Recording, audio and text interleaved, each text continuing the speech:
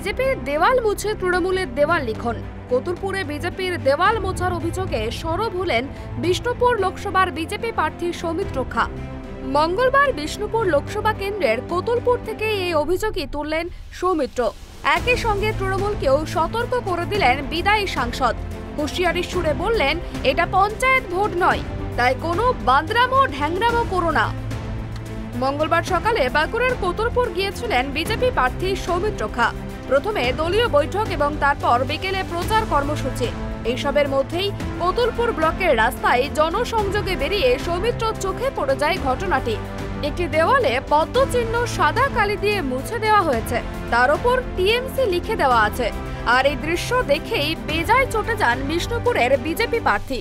সৌমিত্র দাবি, ওই জায়গাটি তাদের দেওয়াল লিখনের জন্য ছিল, কিন্তু তৃণমূল সেটি মুছে দিয়েছে বলেই অভিযোগ বিদায়ী সাংসদের। এ নিয়ে মন্তব্য করার সময় তৃণমূলের কর্মীদের উদ্দেশ্যে হুঁশিয়ারি দিয়ে রাখেন সৌমিত্র। বিষয়টি নির্বাচন কমিশনের নজরে আনা হবে বলেও জানিয়েছেন তিনি। পাশাপাশি স্থানীয় পুলিশও যাতে এইসব বন্ধ করতে পদক্ষেপ করে সে বার্তাও দিয়েছেন বিজেপি প্রার্থী। আজকে প্রচারে কিছু বেশি যাবে, আমাদের সাংগঠনিক মিটিং চলছে, এখন প্রচার বিকেলে আছে। তৃণমূল কংগ্রেসকে একটা কথা বলবো, এটা পঞ্চায়েত ভোট নয়। আমাদের দেওয়াল মুছে দিয়ে তৃণমূলের দেওয়াল লেখার চেষ্টা করছেন, এটা করবেন না। পুলিশকে অনুরোধ করবো এইসব ধরনের অপকর্ম যাতে না করে তাদের দলকে বারণ করুন, কারণ এটা পঞ্চায়েত ভোটে, যেটা কতুলপুর বিধানসভার মানুষ, ইন্দাস বিধানসভার মানুষ ভোট দিতে পারেনি।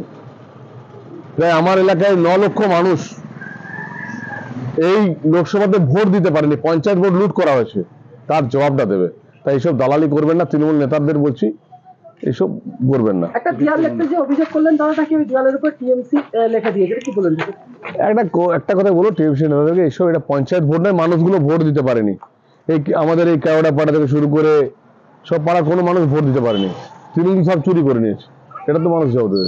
যদিও সৌমিত্রর এই অভিযোগ পুরোপুরি উড়িয়ে দিয়েছেন তৃণমূলের কতুলপুর ব্লক সভাপতি তরুণ নন্দীগ্রামী।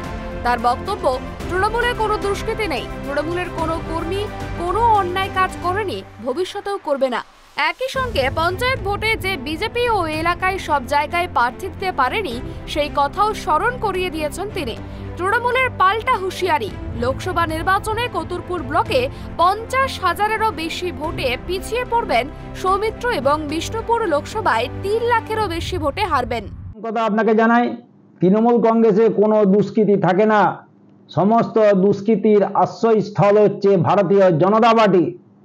তাই তৃণমূল কংগ্রেসের কোনো মানুষ, কোনো কর্মী কোনো অন্যায় কাজ করেনি এবং ভবিষ্যতেও করবে না। তিনি আরো অভিযোগ করছেন যে এটা পঞ্চায়েত ভোট নয়, এটা লোকসভা নির্বাচন, এমনটাই তিনি হুঁশিয়ারি দিচ্ছেন। পঞ্চায়েত ভোটে সৌমিত্র খা দেখে নিয়েছেন, আমাদের কতুলপুর ব্লকে যে 178টা বুথ আছে, 178টা বুথে প্রার্থী দেওয়ার মতো ওদের ক্ষমতা নেই। তাই ওরা কোনো বুথেতেই, কোনো সংসদেই ওরা প্রার্থী দিতে পারেনি, সেটা ওরা দেখে নিয়েছেন। আর আমরা কতুলপুর ব্লক থেকে সৌমিত্র খাকে 50,000-এরও বেশি ভোটে হারাবো। উনি বিষ্ণুপুর লোকসভা থেকে 3 লক্ষেরও বেশি ভোটে হারবে, এটা উনি বুঝে গেছেন। দেখুন না, যেখানেই যাচ্ছেন ওনার পাশে কর্মী থাকে 1 জন, সিকিউরিটি থাকে 10 জন। ভোটের মুখে তেতে উঠেছে বঙ্গ রাজনীতি, আক্রমণ প্রতি আক্রমণ সবই চলছে। ভোট যুদ্ধের ময়দানে কেউ কাউকে 1 ইঞ্চিও জমি ছাড়তে নারাজ। আর সেক্ষেত্রে নজর অবশ্যই বিষ্ণুপুর লোকসভা কেন্দ্রের দিকে। সেখানে বিজেপি প্রার্থী তথা বিদায়ী সাংসদ সৌমিত্র খার বিরুদ্ধে তৃণমূল প্রার্থী করেছে তারই প্রাক্তন স্ত্রীকে। সেই নিয়ে শুরু থেকেই সরগরম বিষ্ণুপুর। আর এবার তাতে নতুন মাত্রা যোগ করল বিজেপির দেওয়াল লিখন মুছে দেওয়ার অভিযোগ। কতুলপুর থেকে সঞ্জীব মল্লিকের রিপোর্ট, ট্রাইব টিভি বাংলা।